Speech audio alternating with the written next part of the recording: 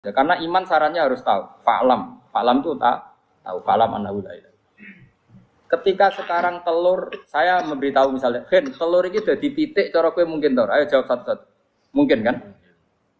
Tapi pertanyaannya, saat telur menjadi pitik kemudian mungkin, dan ayam ini bisa terbang, bisa selingkuh, bisa punya anak turun, itu menjadi mungkin itu kan kamu pun tidak ikut menciptakan. Ikut gak kamu menciptakan telur menjadi ayam? Tidak kan? Kan di luar kudroh kamu, di luar kemampuan kamu. Tapi kamu bilang itu mungkin. Ada onta yang buting, yang sudah hamil sudah. Kamu bilang nanti onta ini mau punya anak dan anaknya nanti bisa jalan seperti induknya. Kamu katakan apa? Mungkin. Tapi saat Anda katakan mungkin, Anda ikut menciptakan enggak?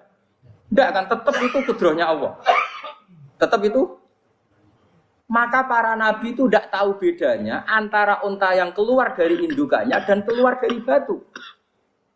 Itu syaratnya jadi nabi, syaratnya jadi wali. Nah, saya kira nabi. Makanya Nabi Soleh ditakoki, bukti nak kudrohe pangeran ugi. Lah kamu minta apa kata Nabi Soleh? Silahkan ada unta keluar dari batu itu. Nabi Soleh bisa. Ya tenan terus unta keluar dari batu. Terus kaumnya gawok.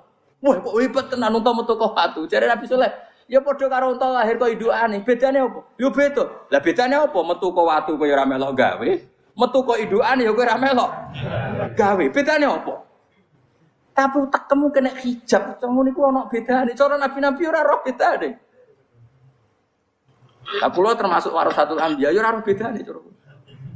Waras utek kula niku waras.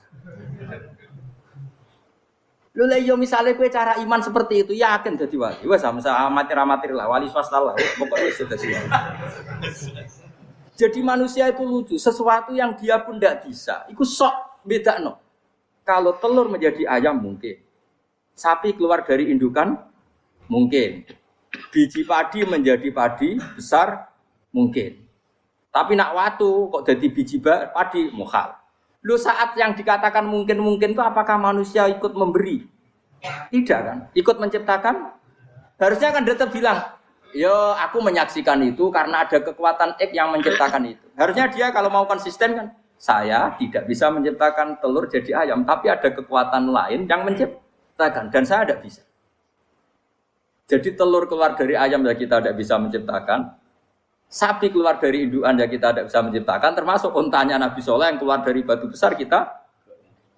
Makanya semua Nabi itu tidak tahu bedanya. Itu bedanya Nabi dengan enggak Nabi. Makanya Nabi itu tenang ya, masyhur.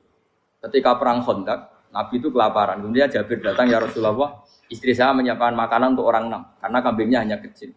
Maka hanya orang 6 saja yang kau boleh datang ke situ. Tapi Rasulullah dengan santainya, ya ahlal Khandaq. Padahal yang ngeduk Khandaq itu sekitar 3.000, ya ahlal Khandaq. Halumu ilayya yuk ke Jabir. Karena Jabir sona atau aman, bikin makanan untuk kalian. Itu 3.000 orang. Wah Jabir dimaki-maki sama, sudah bilang untuk orang 6 Nabi, ya apa-apaan orang banyak. Itu mesti tidak cukup, kita mana. Nabi santai. Bilang ke istri kamu, Jabir jangan buka makanan itu kecuali saya. Ya, makanya Nabi matur untuk pengiran. Gusti ini cukupkan untuk orang banyak. Sama Allah di ACC terus cukup. Karena bagi Nabi, Nabi tahu betul. Sekarang ketika beras menjadi beras, apa dalam kudroh kamu, dalam kemampuan kamu? Enggak kan? Ketika sistem tubuh kita makan kemudian jadi kenyang, apa dalam kemampuan kamu? Kue muni mangan maknane sego bolebokno mulut, terus kue darani punya kemampuan makan. Apa setelah itu kamu mengendalikan sistem saraf kita, sistem urat kita? Enggak kan? Jadi Nabi ora roh bedane, justru itu jadi Nabi. Karena dia enggak pernah terjebak, Nabi enggak pernah terjebak oleh yang dili. Makanya cara pangeran wa ma min dabatin fil ardi wala ta'iri yatiru bi janahihi illa umamun amsalukum. Ketika orang kafir minta bukti kudrohe Allah iku apa? Kanjeng Nabi didono manuk. Lah manuk terbang bukti kudrohe Allah. Ya biasa mat manuk terbang, wis suwe nak manuk terbang. Bukti kudrohe ning ndi? Iku teke wis emper. Lha bukti kudrohe ya kowe ora iso gawe kan? Tapi maksudnya wong kafir bukti kudrohe pangeran gawe unta kok watu. Lah bedane apa? Mau hale unta kok watu ambek kok indukane? Bedane apa jajan? Wong ibuke unta ya ngrasa gawe. Apa ibuke unta bisa menciptakan anakan unta? Kan enggak bisa juga. Manusia juga ada. Jadi itu wis cukup dadi kudrohe. Tapi manusa angger barang sering terjadi darani mungkin. Maknane mungkin dekne sing nentukan mungkin atau tidak. Padahal zaman mungkin pun dia ada ikut menciptakan. Nah, ini lagi. Makanya itu kenapa Allah akhirnya bikin mukjizat supaya orang itu ingat kedahsyatan kudrohe Allah. Sebetulnya mukjizat itu tidak penting. Maksudnya tidak penting tadi untuk iman sebetulnya tidak perlu mukjizat. Makanya ketika Rasulullah SAW ingin nuruti mukjizat yang diminta orang kafir, Allah malah ngelingno inna fi khalqis samawati wal ardi wa ikhtilafil laili wan nar. Sajane ana langit, bumi, ada lautan, ada apa sudah bukti kudrohe. Nah sekarang mukjizat kok ngenteni unta keluar dari apa tadi? Batu, ngenteni Nabi Soleh. Lautan merah di sebelah tongkatnya Nabi Musa terus terbelah. Itu dari mukjizat. Kalau itu maknanya mukjizat karena manusia tidak mampu, apa manusia mampu bikin lautan? Kan tidak mampu juga.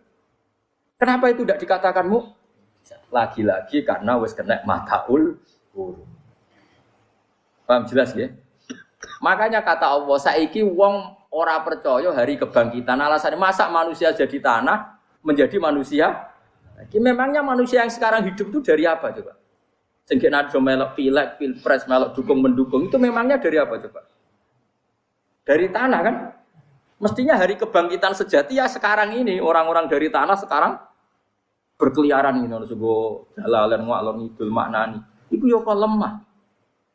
Kemudian setelah jadi tanah mati orang engkar, wah ini nggak mungkin jadi manusia lagi. Padahal zaman sekarang jadi manusia itu karena kudrohnya manusia apa karena Allah? Karena Allah. Dan manusia sekarang dari tanah pandang. Dari tanah. Harusnya ya berpikir seperti itu. Kalau kudrohnya Allah bisa menjadikan manusia sebanyak ini dari tanah, tentu Allah tetap mampu nanti setelah jadi tanah menjadi manusia. Itu malah nek kula niku wedi urip nggih wedi tenan. Karena tadi dari hidup menjadi tidak tahu. Annasamun wa idza matu. Kita semua dunia tidur, setelah mati baru karena baru tersadar. Makanya analogi itu penting, kias itu penting. Ya saya beri contoh berkali-kali saya menyontohkan. Sampean tak warai hujah ulama. Nanti pasti sampean taslim itu pasti nyerah. Kalau kamu disebut jeleknya oleh orang lain, kamu mangkel enggak? Mangkel kan? Itu Imam Ghazali gini, kamu tak kasih resep supaya kalau ada orang mengingatkan kejelekan kamu itu tidak mangkel. Apa itu resepnya? Misalnya gini, di baju saya ini, inna fi thawbika akroban wa hayatan. Di baju kamu itu ada kalajengking yang berbisa atau ada ular yang berbisa. Ada orang mengingatkan itu. Kamu terima kasih apa enggak? Terima kasih. Karena ada sesuatu yang bahaya di diri kamu, diingatkan. Dan karena diingatkan itu Anda terus bisa menghilangkan sesuatu yang bahaya. Sekarang kamu punya sifat hasud, sifat dengki, sifat riya, sifat-sifat yang buruk. Itu sesuatu yang mencelakakan kamu di akhirat. Kemudian ada orang mengingatkan itu, harusnya kan kamu matur nuwun karena sifat yang buruk kamu diingatkan, kemudian kamu berusaha Wong diingatkan ada kalajengking yang hanya madorot di badan kamu saja kamu terima kasih. Ini diingatkan ada hasud dengki yang madorotnya dunia akhir, kamu tidak terima kasih. Jadi itu ulama dulu. Jadi kalau bikin hujah itu gampang sekali. Jika ulama dulu kalau berdebat kemudian diingatkan temannya, kalau dia salah misalnya, itu ya tenang saja. Karena mereka cukup punya akal, punya analogi untuk nganggap itu biasa. Kayak diingatkan ada kalajengking di tubuh kamu. Kamu matur nuwun enggak sama ingatkan? Tadi saya ngaji sore, ngaji di sini cerita.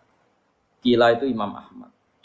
Itu mudah mereka iman sama Allah dan Rasul. Maka yu'minu billahi wal yaumil akhir falyukrim apa? Jaru. Kalau kamu iman sama Allah dan Rasul maka muliakan tetangga. Itu ada seorang ulama dipanggil tetangganya, ayo ke rumah saya. Setelah sampai, dah pulang saya tidak jadi butuh. Sampai di rumahnya dipanggil lagi. Ke situ lagi, dah pulang lagi saya sampai 3 kali. Itu si ulamanya senyum-senyum santai. Ketika pemuda tadi insaf dan minta maaf, kenapa Pak Ulama kamu kok tenang saja? Jawabannya enggak. Kata Rasulullah, saya disuruh hormat tetangga. Saya senang sekali bisa melakukan perintah Rasulullah. Jadi saya nurut kamu itu tidak ada urusannya dengan kamu, karena perintahnya Rasulullah. Nangis pemuda tadi. Kalau kita kan enggak, gengsi dong, giambar. Ini kan kita gayanya mulai sunnah Rasul, tapi uteknya uji adun. Nah kalau kamu sudah gitu, daftar udah diwali, mbok KPU-nya oleh nyetujui, mbok kapan roh tapi.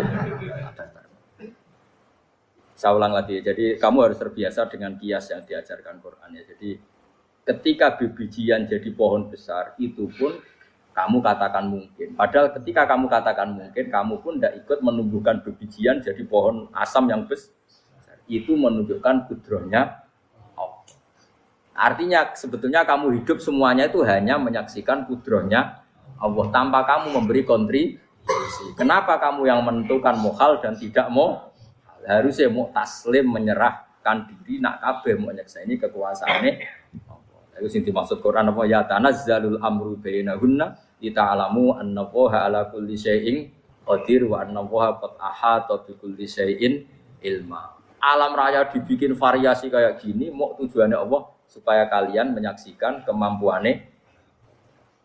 Boleh jelas ya. Makanya ketika ada pangeran, ketika bumi yang sudah mati tak hidupkan dengan hujan, begitulah kadzalikan nusyur. Ya kira-kira seperti itu proses sesuatu yang mati menjadi hidup lagi. Coba biji, misalnya biji apa?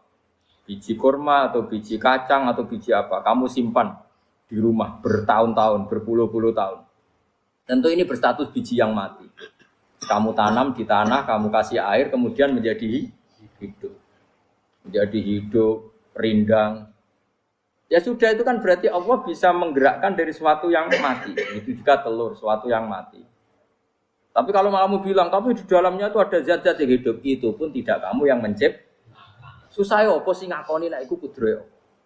Lah anak kowe ngakoni kowe gak mampu kemudian iku kudrohe Allah, tentu kematian kita selamati pun dalam kudrohnya bisa bangkit lagi. Makanya Allah menutup gadzalikan nusyur. Begitulah. Begitu juga menyangkut umur. Kalau kamu dijaya, harusnya kamu minta dong tidak mati terus. Nyatanya kamu mati. Makanya Allah pernah duka, falola in kuntum ghairu madinin tarji'unaha in kuntum shodiqin. Kalau kamu merasa dijaya sebagai manusia, coba ketika nyawa kamu di kerongkongan, kembalikan lagi ke tubuh kamu. Nyatanya tidak bisa. Ternyata kita hanya objek. Umur panjang ya karena dikasih Allah, umur pendek ya karena dikasih Allah. Dengan terlatih begini maka kita mudah sujud sama Allah Subhanahu. Lu harus dilatih terus sebagai seorang mukmin. Jika kita hidup di negara apa saja, kondisi apa saja itu rileks. Karena semuanya itu karena kekuasaannya. Meskipun kita tentu bernegara yang baik. Ya kita ikut pilpres, ikut pileg, ya normal lah. Bertetangga yang baik, apa saja yang baik. Tapi semuanya itu kita menjaga konstitusinya Allah. Sampai mbek tangga wis nang masjid kene enak.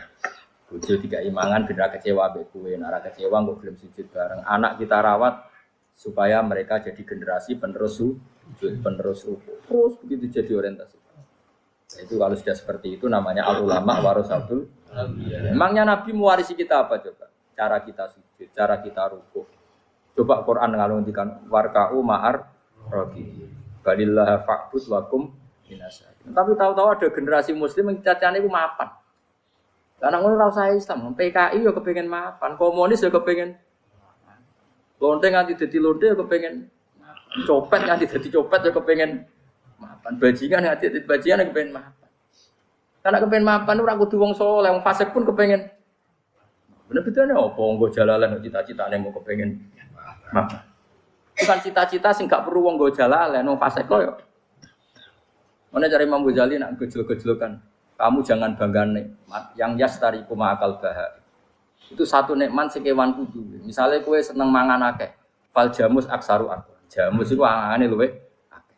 Nak kowe seneng kumpul kebo, kumpul wong wedok akeh, fal firdu aksaru wikoan. Kethek iku kuwate jimak luwih kuat. Pitik luwih kuat.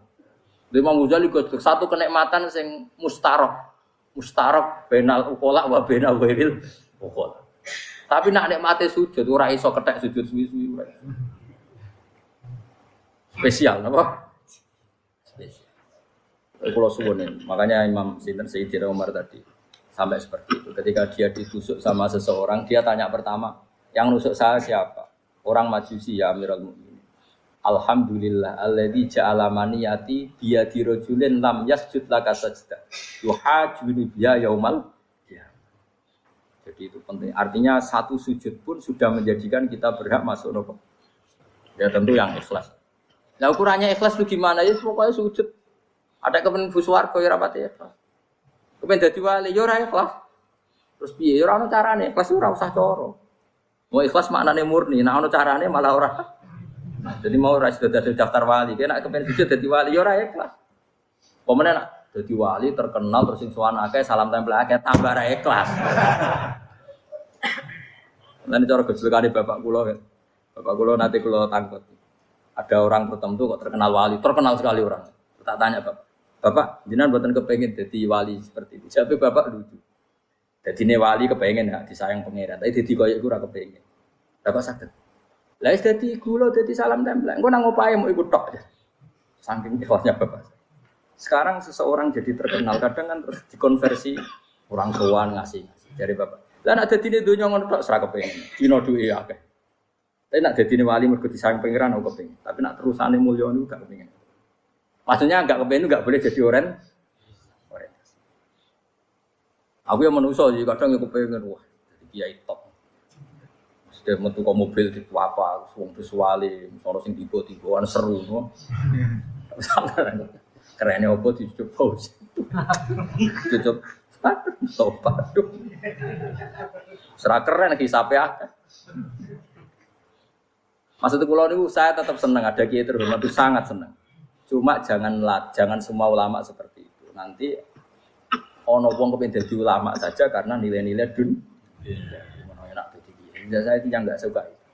Maksudnya enggak suka kalau ada orang seperti itu. Makanya maksudnya generasi yang melihatnya seperti tapi kira usah gedeng. Misalnya ulama kaya kula kabeh terus gak keren, terus akhirnya ana wong kepengin dadi ulama. Mergo dadi ulama terima kancane rugen, Gus Pak terima kancane rugen. Entuk apa? Iku terus ora ana generasi ulama iki salahno pangeran. Lan sing mulya nggih monggo, sing kaya kula nggih monggo. Biasa mawon boten donya. Sing ora oleh sing kaya kowe mau, kepen dadi wali ora jelas, alamate ora jelas, kriteriane napa? Ora jelas. Tapi ra jelas iki barokah. Barokah ra jelas iku dadi ikhlas. Nggih, ora jelas iku napa? Jadi kula suwun ya. Pokoke kula suwun sangat. Apa yang kita lihat itu seringnya menjadi kita bodoh tadi. Kita melihat teh karena fokus menjadi menterlantarkan apa? Anak-anak sampai jatuh. Sama kita melihat dunia ini berlebihan sampai enggak ngerti pentingnya akhirat pun al-kumut takatsur. Kamu disibukkan memperbanyak urusan dunia dan sibuk kamu itu hatta zurtumul maqabir sampai mbok go matek gamane terjemahan bebas iki. Mak pangeran apian kersane alus sampai kowe teko ning kuburan. Terus Allah saufa ta'ala. Tapi kamu nanti tahu apa yang penting zaman kamu di dunia.